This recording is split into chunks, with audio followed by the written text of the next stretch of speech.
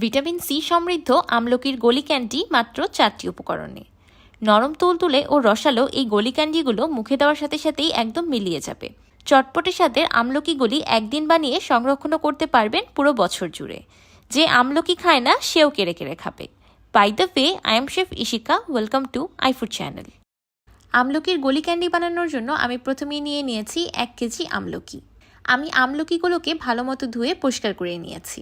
আমি আজকে এই আমলকির গলি ক্যান্ডিগুলো বানানোর জন্য একটু বড় সাইজের আমলকি ব্যবহার করেছি। আপনারা ছোট সাইজের আমলকিগুলোও ব্যবহার করতে পারবেন, কোনো অসুবিধা নেই। এবার একটি কাঁটা চামচের সাহায্যে আমলকিগুলোকে এমন প্রিক করে নিব বা কেচে নিব। এই কাজটা করতে একটু সময় লাগবে ঠিকই, কিন্তু কাজটা করা খুবই জরুরি। আমি সবগুলো আমলকি কাঁটা চামচ দিয়ে কেচে নিয়েছি। এবার এই কেচে নেওয়া আমলকিগুলোকে পানিতে ভিজিয়ে রেখে দিব 7 থেকে 8 ঘন্টার মতো। একটু আগেই বলেছিলাম আমলকিগুলোকে কেচে নেওয়া খুবই জরুরি। 7-8 ঘন্টার মতো আমলকিগুলোকে কেচে পানিতে ভিজিয়ে রাখলে আমলকির ভিতরের কষ ভাবটা বেরিয়ে যাবে। এতে করে পরবর্তীতে আমলকির গলি ক্যান্ডিগুলো খেতে অসাধারণ লাগবে। 7-8 ঘন্টা পর ফিরে এলাম। আমলকিগুলো খুব ভালোভাবে সোক হয়ে গিয়েছে। দেখতেই পারছেন আমলকির রংটা কিছুটা পরিবর্তন হয়ে গিয়েছে, কারণ ভিতর থেকে কষগুলো বেরিয়ে গিয়েছে। এবার আমলকি থেকে পানি ছেঁকে ফেলে দিব। এবার একটি প্যানে দিয়ে দিচ্ছি সোক করে রাখা আমলকি আর 500 গ্রাম পাউডার চিনি। আমি 500 গ্রাম দানাদার চিনি ব্লেন্ডারে ব্লেন্ড করে পাউডার করে নিয়েছি। এবার চিনি আর আমলকি একসাথে খুব ভালোভাবে মিক্স করে নিব। এই সময় চুলার ফ্লেমটা লোতে থাকবে।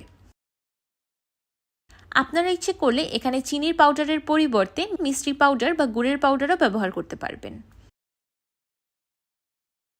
এবার চুলার লো হিটে আমলকিগুলোকে ঢেকে রান্না করব চিনিটা সম্পূর্ণ মেল্ট হয়ে যাওয়া পর্যন্ত।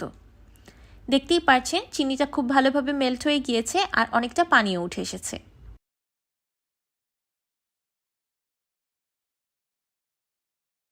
এই পর্যায়ে 1 কাপ পানি অ্যাড করে দিব। এবার পানিতে একটি বলক তুলে নিব। এবার এই পানিতেই আমলকিগুলোকে সিদ্ধ করে নিব। আমি চুলার লো ফ্লেমে আমলকিগুলোকে 5 মিনিটের মতো সিদ্ধ করে নিয়েছি। এই পর্যায়ে দিয়ে দিচ্ছি 1 চা চামচের মতো লেবুর রস।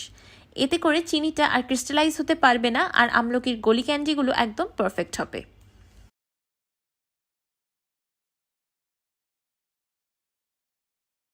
এবার আবারও ঢেকে আমলকিগুলোকে সিদ্ধ করে নিব 10 মিনিটের মতো।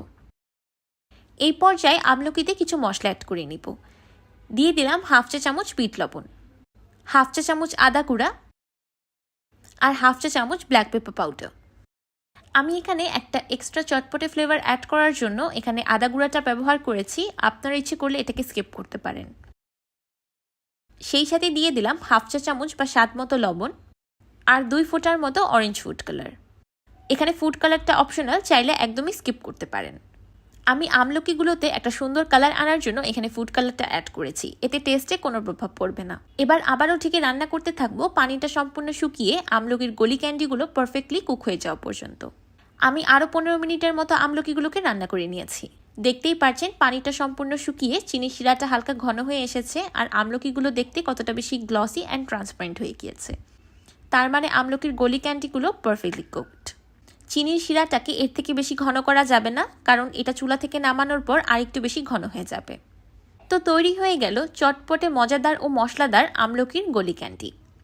এই আমলকির গলি ক্যান্ডিগুলো যে খেতে কতটা বেশি মজাদার সেটা বলে বোঝানোর মতো না।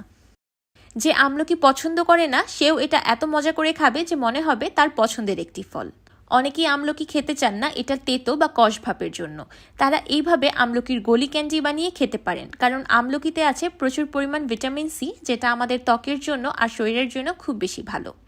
চুলা থেকে নামানোর সাথে সাথে গলি ক্যান্ডিগুলো খেলে হালকা তেতো লাগতে পারে, কিন্তু এটা যতদিন রেখে দিবেন আর যত সময় যেতে থাকবে এটার তেতো ভাবটা ততই কমে আসবে আর খেতে মিষ্টি লাগবে। এবার আমি একটি গলি ক্যান্ডি ভেঙে দেখাচ্ছি যে কতটা বেশি সফট হয়েছে। দেখতেই পাচ্ছেন এতটা বেশি সফট যে ধরার আগেই একদম গলে যাচ্ছে। আপনারা এই গলি ক্যান্ডিগুলো একদিন বানিয়ে যে কোনো এয়ারটাইট কন্টেইনারে করে সংরক্ষণ করতে পারবেন 1 বছর পর্যন্ত। এই আমলকির গলি ক্যান্ডিগুলো নর্মাল রুম তাপমাত্রায় সংরক্ষণ করা যাবে, ফ্রিজে রাখার প্রয়োজন হয় না। তারপরও আপনারা চাইলে রাখতে পারেন। আমি তো আমার আমলকির গলি ক্যান্ডি তৈরি করে সংরক্ষণ করে ফেললাম, এটা এখন আমি বছর জুড়ে উপভোগ করতে পারবো। তাহলে এখন আপনাদের পালা, আপনারাও তৈরি করে ফেলুন।